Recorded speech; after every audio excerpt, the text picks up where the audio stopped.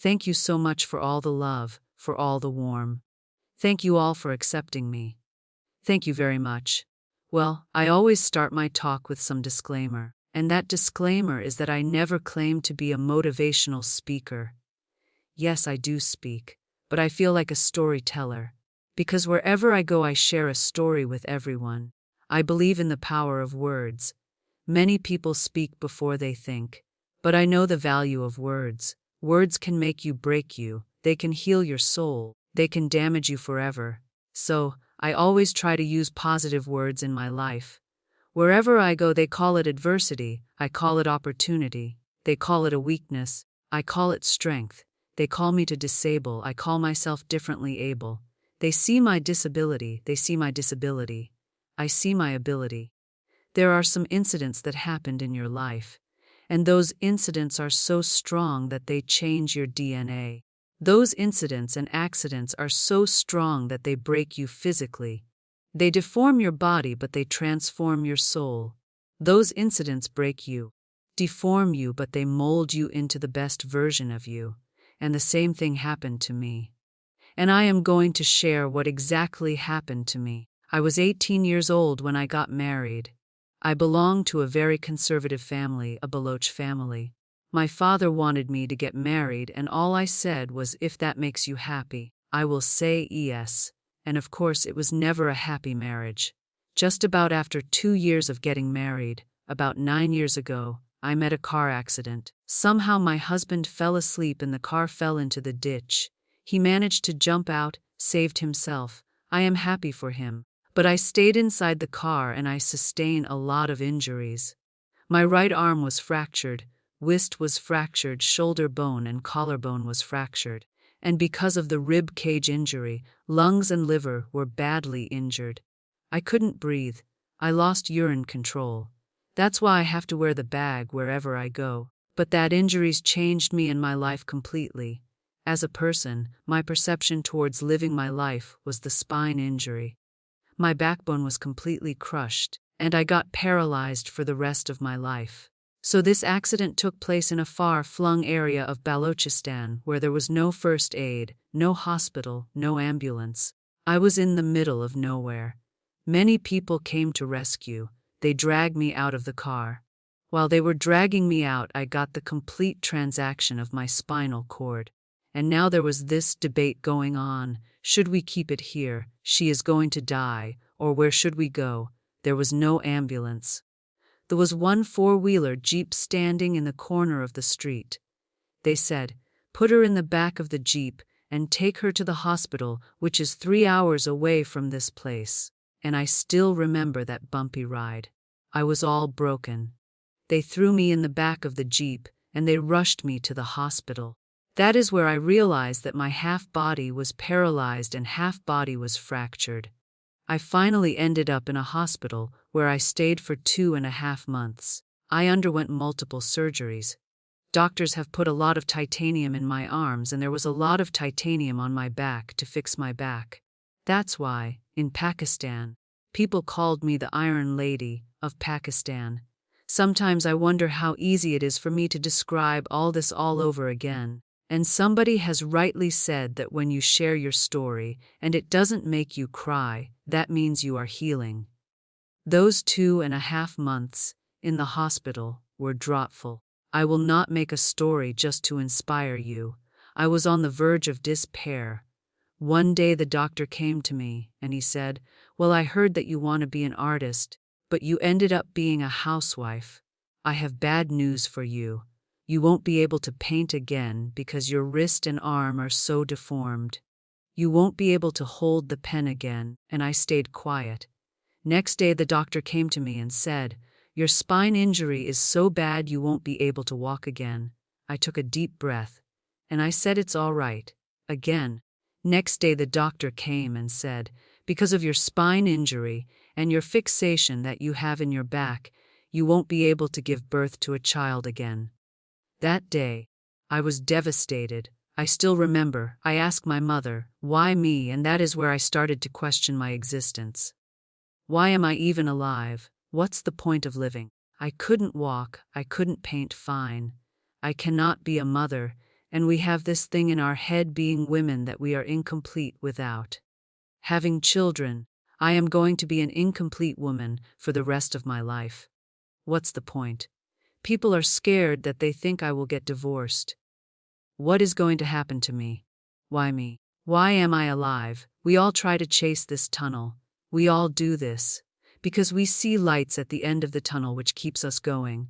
My dear friends, in my situation, there was a tunnel that I had to roll on, but there was no light. And that is where I realized the words have the power to heal the soul. My mother said to me that this too shall pass. God has a greater plan for you. I don't know what it is, but He surely has. And all in that distress and grief, Moms, those words were so magical that they kept me going. I was trying to put my smile on my face all the time, hiding the pain. It was so hard to hide the pain which was there. But all I knew was that I will give up. My mother and brother will give up too. I cannot see them crying with me. So what kept me going was, one day I asked my brother, I know I have a deformed hand, but I am tired of looking at these white walls in the hospital and wearing this white scraps. I am getting tired of this. I want to add more colors to my life. I want to do something. Bring me some colors. I want to paint. So the very first painting I made was on my deathbed. It was not just an art piece or not just my passion. It was my therapy. What an amazing therapy it was. Without saying a single word, I could paint my heart out. I could share my story. People used to come and say, "Wow, what a lovely painting. So much color, nobody sees the grief in it." Only I could. So that's how I spent my 2.5 months in the hospital. Lying, never complaining or whining, but painting. And then I was discharged, and I went back home, and I realized that I have developed a lot of pressure ulcers on my back, on my hip bone. I was unable to sit. There were a lot of infections all over my body, a lot of allergies. So doctor wanted me to lie down on the bed straight. For not 6 months, for not 1 year, but for 2 years I was bedridden, confined in that one room, looking outside the window, listening to the birds chirping, and thinking there will be a time when we will be going out with the family and enjoying the nature. That was the time where I realized how lucky people are, but they don't realize. That is the time where I realized, the day I'm going to sit, I am going to share this pain to make them realize how blessed they are, and they even don't consider them lucky. There are always turning points in your life. There was a rebirth day that I celebrated. After 2 years and 2.5 months, when I was able to sit in a wheelchair. That was the day where I had the rebirth. I was a completely different person. I still remember the day I sat on the wheelchair first time, knowing that I am never going to live this, knowing that I am never going to walk for the rest of my life. I saw myself in the mirror, and I talked to myself. And I still remember what I said. I cannot wait for a miracle to come and make me walk. I cannot sit in the corner of the room crying, cripping and begging mercy because nobody has time. So, I have to accept myself. The way I am, the sooner the better. So, I applied the lip color for the first time. And I erased it. And I cried and I said, what am I doing? A person on a wheelchair should not do this. What will people say? Clean it up. Put it back again. This time I put it to myself. Because I want to feel perfect from within. And that day I decided I am going to a life of myself. I am not going to be that perfect person for someone. I am just going to take this moment and I will make it perfect for myself. And do you know how we all begin? That day I decided I am going to fight my fears. We all have fears. Fear of the unknown, fear of known, fear of losing people, fear of losing health, money. We want to excel in a career, we want to become famous. We want to get money. We are scared all the time. So I wrote down one by one, all those fears. And I decided I am going to overcome those fears one at a time. You know what was my biggest fear? Divorce. I couldn't stand this word. I was trying to cling on this person who didn't want me anymore. But I said, no, I have to make it work. But the day I decided that this is nothing but my fear, I liberated myself by setting him free. And I made myself emotionally so strong that the day I got news that he is getting married, I sent him a text and said, I am so happy for you and want to wish you all the best. And he knows that I pray for him today. My biggest fear number 2 was I won't be able to be a mother again, and that was quite devastating for me. But then I realize there are so many children in the world, all they want is the acceptance. So there is no point of crying, just go and adopt one. That's what I did. I gave my name to different organizations, different orphanages. I didn't mention I am on the wheelchair, dying to have a child. So I told them this is Muniba Mazari and she wants to adopt, boy, girl, whatsoever. But I want to adopt and I waited patiently. 2 years later, I got this call from a very small city in Pakistan. They said, are you Muniba Mazari?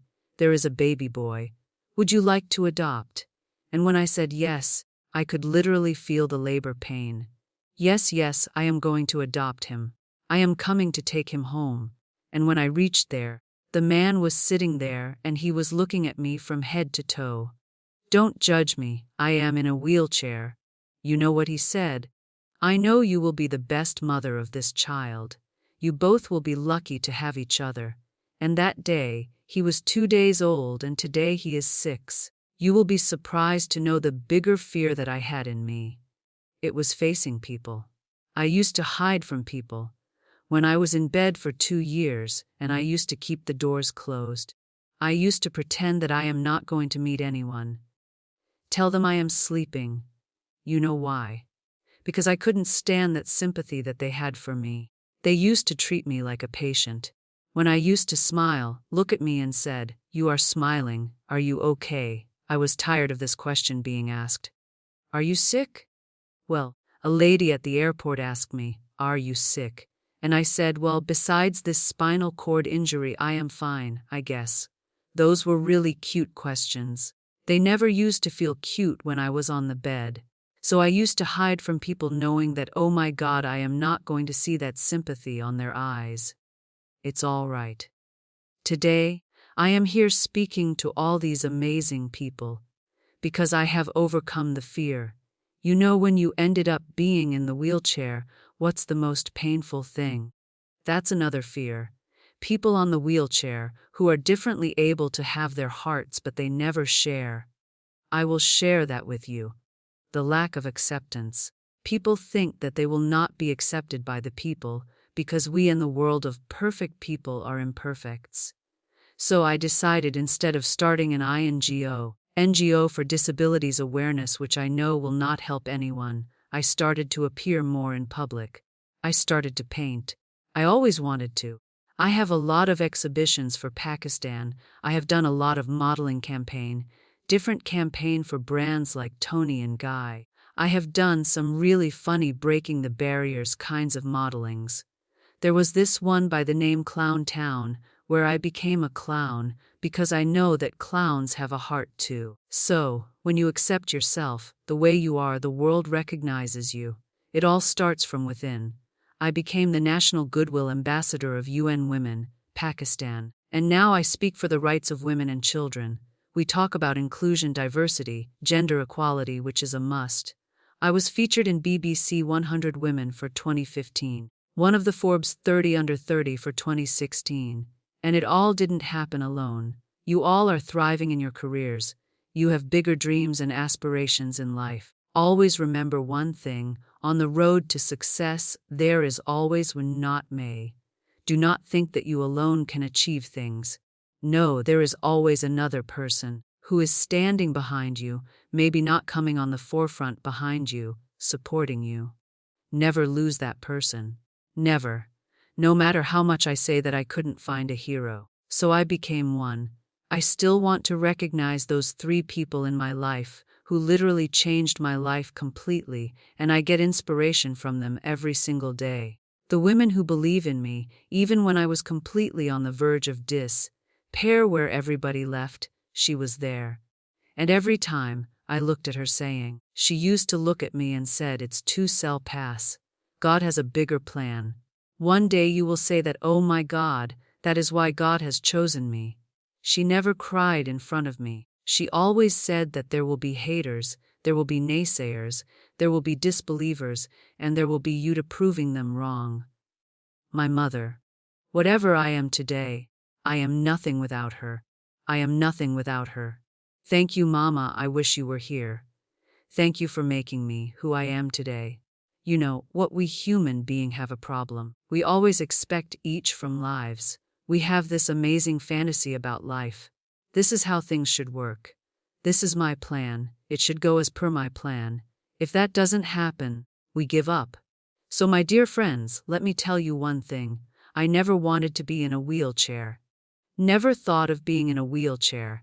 I was always aspiring to do bigger things. And I had no idea for that I have to pay the price to be where I am today. It's a very heavy price. This life is a test and a trial. Tests are trials. I never supposed to be easy, and why you are expecting each from lives. And life gives you the lemon. And you made the lemonade. And then do not blame for life for that. Because you were expecting each from a trial. Trial make you a stronger, better person. Life is a trial. Every time you realize that. It is okay to be scared. It is okay to cry. Everything is okay. But giving up is not be an option, should not be an option. They always say that failure is not an option. Failure should be an option. When you fail, you get up, and then you fail, then you get up. That keeps you going. That's how humans are strong. A failure is an option. It should be an option. But giving up is not, never. We have these things in minds. We call it perfection. We want everything perfect. We want ourselves to be perfect. Perfect life, perfect relationships, perfect career, perfect amount of money that we need to earn no matter what. Nothing is perfect in this world. We all are perfectly imperfect. And that is perfectly all right. That's all right. You were sent here not to become perfect people. Those people who tell you how to look perfect, even those people are imperfect. Trying to fight this fear of looking imperfect. I used to be perfect. I still remember I got this compliments years ago when I used to walk. OMG, look at you, you are so fair, you are tall, you are perfect. Look at me now. Only the perfect eyes can see that. Only the perfect eyes will see that. Only the perfect eyes will see that. So yes, and all those imperfections, you have to listen to your hearts. You don't have to look good for people. You don't have to be perfect just because other people wanted you to be perfect. If your soul is perfect from within, that's all right. This is all that you want. This is all that you need to be. Our society has made a very weird kind of norms to look perfect in grade. For a man, it's different. For a woman, it's different. We think too much about what people say. We listen to ourselves too little. You know what makes you perfect? When you make someone smile. You know what makes you perfect when you try to do something good for the people around you. You know what makes you perfect. When you feel someone's pain, and how beautiful pain is that it connects with people. No other medium can connect you other but pain. That's why I always say I am in pain. That's a blessing for me.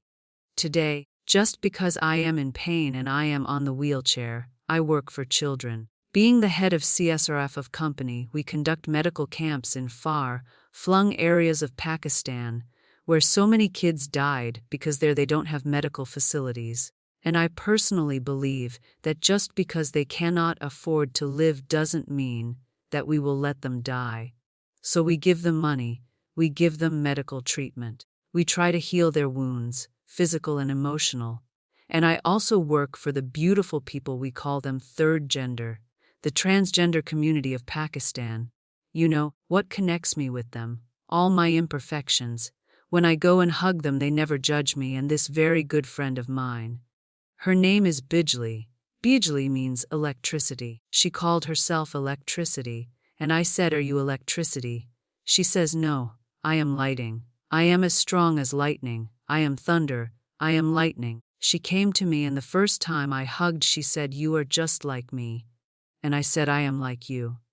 Because to people, we are so imperfect. So how beautiful these imperfections are. Because of these imperfections, you can connect to people. Then why are we all running after being perfect? What's the point? Every time I go in public, I smile. And people asked me, "Don't you get tired of smiling all the time? What's the secret?" I always say one thing. I have stopped worrying about the things that I have lost, people I have lost. Things and people who were meant to be with me are with me. And sometimes somebody's absence makes you a better person. Cherish their absence. It's always a blessing. I always say that people are so lucky that even they don't realize. You must be thinking, okay, you are lucky in that sense. Well, the breath you just took now was a blessing. Embraces it. There are so many people in the world who are dreaming to live a life that you are living right now. You have no idea. Embraces each and every breath you are taking. Celebrate your life. Live it. Don't die before your death. We all die. We live this one routine of the day for 75 years and we call it life. No, that's not life. If you are still thinking about why you have been sent here, if you are still juggling with the concept of why you are here, you haven't lived yet. You work hard. You make money. You do it for yourself. That's not life. You go out and seek for people who need your help. You make their lives better. You add colors to their lives. You add values to their lives. You become that sponge which removes all negativity. You can become that person who can emit beautiful positive vibes, and when you realize that you have changed someone's life, and because of you, this person didn't give up, that is the day when you live always.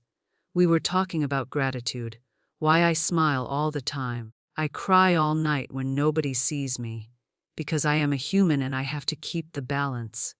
And I smiled all day because I know that if I smile I can make people smile. That keeps me going. Be grateful what you have, and you will always end it up with having more. But if you will cry, if you will crib for the little things that you don't have or the things you have lost, you will never ever have enough. Sometimes we are too busy thinking about the things that we don't have. Forget. Cherish the blessings that we have. I am not saying that I am not healthy that makes me unlucky. But yes, it is hard. It is hard when I say I can't walk. It's hard when I say I have to wear that bag. It hurts. But I have to keep going. Because never giving up is the way to live. Always. So well, end my talk on a very short note. Live your life fully. Accept the way you are. Be kind to yourself. Be kind to yourself. I will repeat, be kind to yourself. And then only we can be kind to others. Love yourself. Spread that love. Life will be hard. There will be turmoil. There will be trials. But that will only make you stronger. Never give up. The real happiness does not lie in money or success or fame. I have all this and I have never wanted this. Real happiness lies in gratitude. So be grateful and be alive and live in every moment. Thank you so much, everyone.